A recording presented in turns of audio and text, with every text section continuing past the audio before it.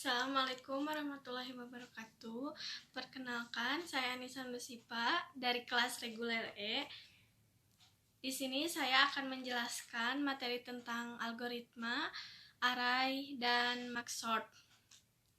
Tanpa berlama-lama, kita masuk ke materi pertama, yaitu algoritma.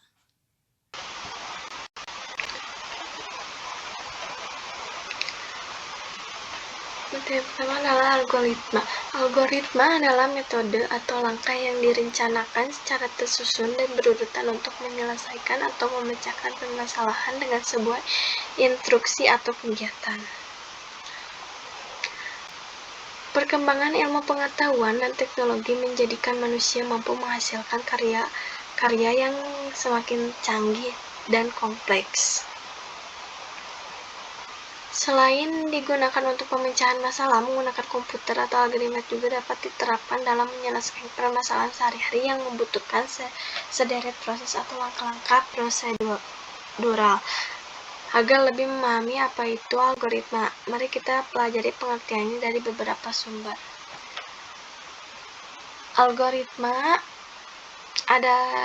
Pengertian algoritma ada dari beberapa sumber. Yang ke-1, algoritma menurut Kani 2020. Algoritma adalah suatu upaya dengan urutan operasi yang disusun secara logis dan sistematis untuk menyelesaikan suatu masalah untuk menghasilkan suatu output tertentu. Kedua, algoritma berasal dari kata algoris dari ritmis yang pertama kali diperkenalkan oleh Abu Zafar Muhammad ibn Musa al-Khwarizmi pada 825 Masehi di dalam buku Al-Zab wa al-Muqabla. Dalam bidang pemrograman, algoritma diisikan sebagai metode yang terdiri dari serangkaian langkah yang terstruktur dan sistematis untuk menyelesaikan masalah dengan bantuan komputer. Yang ketiga, algoritma menurut Munir dan Lydia 2016 adalah urutan langkah-langkah untuk menyelesaikan suatu persoalan. Yang terakhir adalah algoritma menurut sekumpulan instruksi atau langkah-langkah yang dituliskan secara sistematis dan digunakan untuk menyelesaikan masalah atau persoalan logika dan matematika dengan bantuan komputer. Ciri-ciri algoritma. Ke-1, memiliki masukan atau input. Yang kedua, memiliki keluaran atau output. Yang ketiga, menjabarkan langkah yang pasti, jelas, dan tidak ambigu. Yang keempat, langkah yang digunakan sederhana. Dan yang terakhir, memiliki batasan waktu.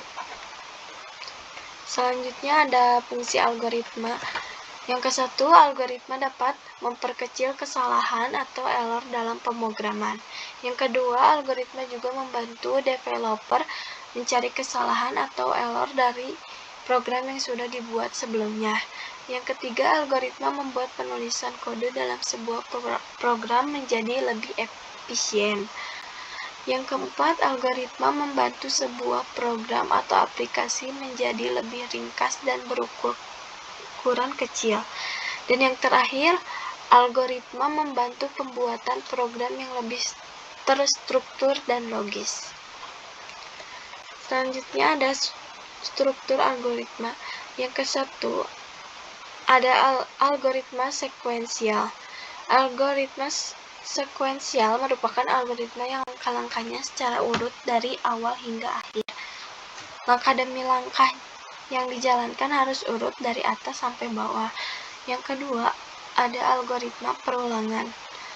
Algoritma perulangan merupakan suatu algoritma yang menjalankan beberapa langkah tertentu secara berulang atau looping. Pada masalah yang dihadapi, ada pula sebuah langkah yang harus dilakukan secara berulang. Yang ketiga ada algoritma percabangan atau bersyarat. Algoritma bersyarat merupakan algoritma yang menjalankan langkah yang berikutnya apabila terdapat syarat yang sudah dapat dipenuhi. Selanjutnya ada jenis-jenis algoritma. Jenis-jenis algoritma menjadi ada 6 jenis algoritma. Yang ke-1, algoritma difference and conquer adalah algoritma pemecahan suatu masalah dengan membaginya ke dalam dua masalah yang lebih kecil.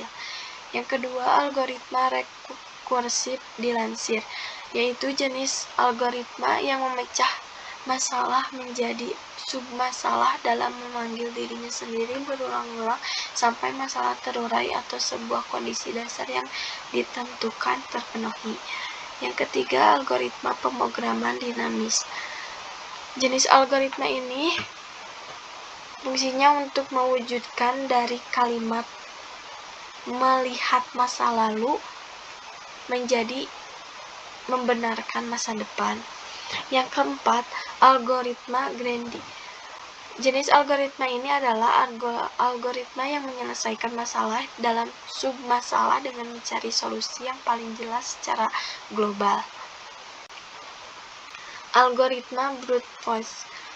Jenis algoritma ini adalah algoritma paling mendasar dengan mencoba semua peluang sampai hasil yang diinginkan tercapai. Algoritma brute force adalah algoritma logis yang mempertimbangkan banyak opsi dengan optimal, namun waktu pemecahannya tergolong lama. Dan yang terakhir adalah algoritma backtracking. Jenis algoritma ini adalah algoritma yang menyelesaikan masalah secara rekursif atau memanggil dirinya sendiri berulang-ulang. Selanjutnya ada kelebihan dan kekurangan algoritma. Kelebihan algoritma yang ke-1 sangat mudah dipahami, kedua menunjukkan langkah problem solving dengan gamblang, yang ketiga langkah-langkah yang singkat dan jelas memudahkan developer mengubahnya ke program. Kekurangan algoritma yang ke-1 sulit dan butuh waktu lama untuk menulisnya, yang kedua branching dan looping akan sulit terlihat. Contohnya seperti ini, bila kita login Instagram saat memasukkan password salah akan terjadi pemeriksaan password. Jika salah, maka akan diberitahu untuk mengulang mengisi password. Jika benar, akan terjadi masuk ke beranda Instagram. Dan selanjutnya materi kedua adalah array. Array adalah tipe terstruktur yang terdiri dari sejumlah komponen-komponen yang mempunyai tipe yang sama. Suatu array juga mempunyai jumlah komponen yang banyak tetap, dan banyaknya komponen dalam suatu larik ditunjukkan oleh suatu indeks juga membedakan variabel yang satu dengan variabel yang lainnya. Dan dapat disimpulkan juga, array adalah sekumpulan variabel-variabel yang memiliki nama dan tipe data yang sama satu dengan yang lainnya. Selanjutnya ada struktur dasar array. Struktur dasar array menjadi 3 bagian. 1. Kumpulan data dengan tipe sama yang jumlahnya tertentu. Kedua, akses setiap elemen menggunakan indeks. Yang ketiga, disimpan pada tempat yang saling bersambungan, contiguous. Selanjutnya ada deklarasi array. Untuk dapat memasukkan array, kita semua butuh pendeklarasian dari array tersebut. Deklarasi array menjadi 3. Yang ke-1, array statis. Array statis mempunyai ukuran tetap dan dideklarasikan dengan menyebut ukurannya.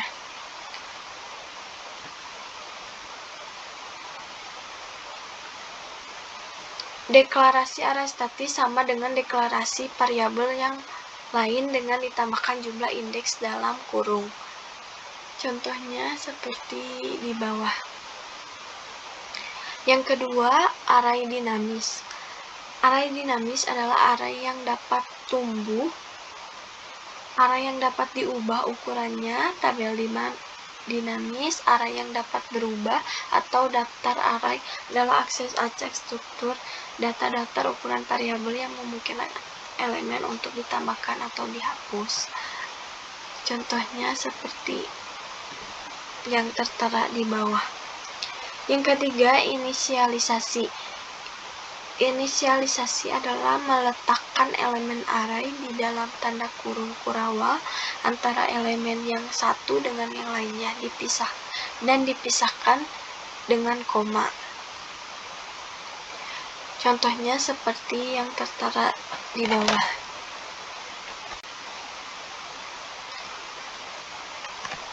Yang array terbagi menjadi dua, ada array satu dimensi dan array dua dimensi. Yang ke satu, array satu dimensi. Bentuk umum pendeklarasian arraynya seperti yang tertera: tipe data, nama, count variabel. Tipe data untuk menyatakan tipe data yang digunakan. Ukuran untuk menyatakan jumlah maksimum elemen array. Dan suatu array juga dapat diakses dengan menggunakan subscribe atau indeksnya. Bentuk pengaksesannya dengan bentuk seperti yang tertera di bawah ini. Selanjutnya ada contohnya. Seperti gambar yang tertera, subscribe atau indeks array pada C++ selalu dimulai dari 0. Catatan dari contoh ini adalah suatu array dapat digambarkan sebagai kotak panjang yang berisi kotak-kotak kecil di dalam kotak panjang ini. Kotak panjang ini adalah suatu arraynya. Dan selanjutnya, contoh keduanya, ini seperti yang tertera di sini, codingannya seperti ini.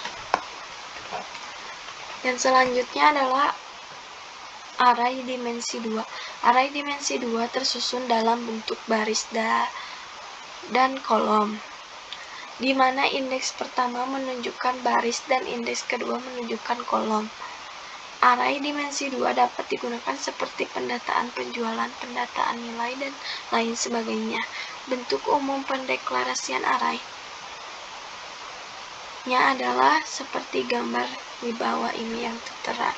Keterangannya adalah tipe data untuk menyatakan tipe data yang digunakan, indeks 1 untuk menyatakan jumlah baris, indeks 2 untuk menyatakan jumlah kolom, dan juga dapat diakses menggunakan subscript atau indeksnya. Pengaksesannya dengan bentuk di bawah ini. Contohnya seperti ini. Pendefinisiannya seperti ini dan codingannya seperti ini. Kita masuk ke materi yang terakhir, yaitu max-sort. Max-sort adalah proses memilih data yang maksimum dari suatu kumpulan data larik lalu menempatkan data tersebut ke elemen paling akhir atau paling awal sesuai pengurutan yang diinginkan. Metode max-sort ini didasarkan pada pemilihan elemen maksimum sebagai dasar pengurutan. Konsepnya memilih elemen maksimum kemudian mempertukarkan elemen maksimum tersebut dengan elemen paling akhir untuk urut menaik dan elemen pertama untuk urut menurun. Proses yang sama dilakukan kembali terhadap elemen array yang tersisa, yaitu memilih elemen maksimum kemudian mempertukarkan elemen maksimum tersebut dengan elemen paling akhir atau awal dari array yang tersisa tadi, kemudian diisolasi kembali, demikian seterusnya hingga semua elemen terurut. Selanjutnya ada tahapan max-sort. Yang ke satu, cari elemen maksimum di dalam 0 n. Pertukaran elemen max dengan elemen L. N kurang 1.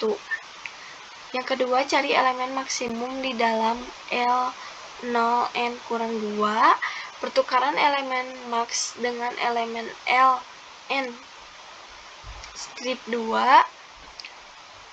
Yang ketiga, cari elemen maksimum di dalam L0 strip N strip 3. Pertukaran elemen maksimum dengan elemen L N strip 3. Elemen yang tersisa adalah L0. Tidak perlu diurut hanya satu-satunya. Jadi pada setiap untuk pengurutan terdapat proses pencarian harga max dan proses pertukaran dua buah elemen array. Contohnya misalkan berikut nih. Misalkan kita mempunyai array nilai sebanyak 8 elemen, akan dilakukan secara menaik dengan metode minimum sort. Angkanya ada 25, 72, 30, 45, dan 20, 15, 6, dan 50. Urutan langkah pengurutannya seperti berikut dan pemrograman dapat dilihat pada program. Langkah satunya adalah cari elemen minimum di dalam array nilai 0.7 seperti nilai n-nya adalah 6. 6 kemudian ditukarkan dengan elemen pertama array nilai 0 sama dengan adalah 25 sehingga diperoleh array. Maka keduanya adalah cari elemen minimum di dalam array nilai dari 1 sampai 7, nilai kelimanya ada 15, kemudian tukarkan dengan elemen pertama array yang tersisa nilai 1 yaitu 72 sehingga diperoleh arraynya seperti gambar berikut. Langkah ketiga, cari elemen minimum di dalam array dari nilai 2 sampai 7. Nilai 4-nya adalah 2, kemudian tukarkan dengan elemen pertama array yang tersisa nilai 2 sama dengan 30 sehingga diperoleh arraynya seperti gambar di bawah ini. Langkah keempatnya, cari elemen minimum di dalam array nilai 3 atau sampai 7. Nilai 6-nya adalah 25, kemudian ditukarkan dengan elemen pertama array yang tersisa nilai 3 yang sama dengan 45 sehingga diperoleh array seperti gambar di bawah ini. Selanjutnya, langkah kelimanya, cari elemen minimum di dalam array nilai dari 4 sampai 7. Nilai 4 adalah 30, kemudian ditukarkan dengan elemen pertama array yang tersisa nilai 4 adalah 30 sehingga diperoleh arraynya seperti berikut. Langkah 6-nya, cari elemen minimum di dalam array nilai ke-5 sampai ke-7. Nilai ke-6 adalah 45, kemudian ditukarkan dengan elemen pertama array yang tersisa nilai 5 adalah 72 sehingga diperoleh array seperti ini. Yang terakhir adalah cari elemen minimum di dalam array nilai ke-6 sampai ke-7. Nilai ke-7 adalah 50, kemudian tukarkan dengan elemen pertama array yang sisa nilai 672 sehingga diperoleh sebagai berikut gambar seperti ini. Lalu contoh kedua seperti ini. Langkah-langkahnya ada 7 langkah seperti yang pertama tadi. Kemudian referensinya saya dapatkan dari beberapa referensi. Terima kasih. Sekian pemaparan materi dari saya. Maaf bila ada salah kata dalam penyampaian dan semoga materi yang saya sampaikan bisa dimengerti dan bermanfaat bagi kalian semua yang menonton video ini. Wassalamualaikum warahmatullahi wabarakatuh.